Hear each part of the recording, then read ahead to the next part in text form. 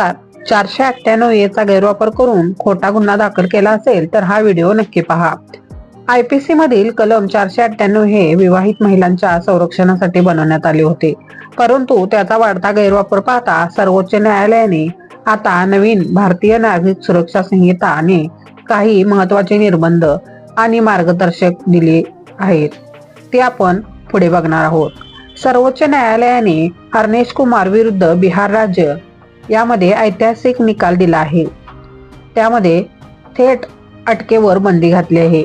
7 वर्षापेक्षा कमी शिक्षा असलेल्या गुन्ह्यांमध्ये पोलीस तक्रार येताच आरोपीला थेट अटक करू शकत नाहीत. कलम 41 ए ची नोटीस अटक करण्यापूर्वी आरोपीला पोलीस स्टेशनमध्ये हजर राहण्यासाठी ही नोटीस देणे बंधनकारक आहे. अटकेचे कारण: जर पोलिसांना अटक करायची असेल तर त्यांना मॅजिस्ट्रेट समोर ठोस कारण द्यावे लागते. पुढे बघूया कौटुंबिक कल्याण समिती.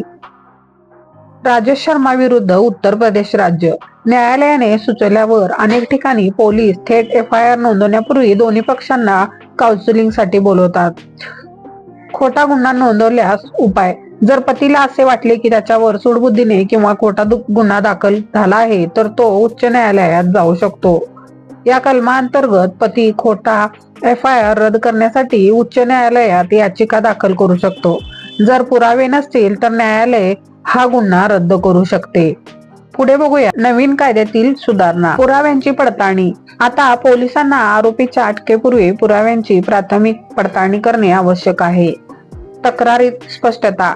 केवळ मानसिक त्रास असा उल्लेख असून चालत नाही, तर क्रूरतेची व्याख्या आता अधिक स्पष्ट करण्यात आली आहे, ज्यामुळे अस्पष्ट आरोपांच्या आधारे केस करणे कठीण झाले आहे. जर एखाद्या व्यक्तीवर खोटा आरोप झाला आहे हे सिद्ध झाले तर तो खालील कायदेशीर पावले उचलू शकतो. खोटा आरोप केला आहे म्हणून पत्नी विरुद्ध पती तक्रार करू शकतो आणि मानहानीचा दावा म्हणजे समाजात बदनामी झाल्याबद्दल पत्नी विरुद्ध मानहानीचा दावा दाखल करू शकतो. तुम्हाला हा व्हिडिओ कसा वाटला कमेंट मध्ये नक्की सांगा. धन्यवाद.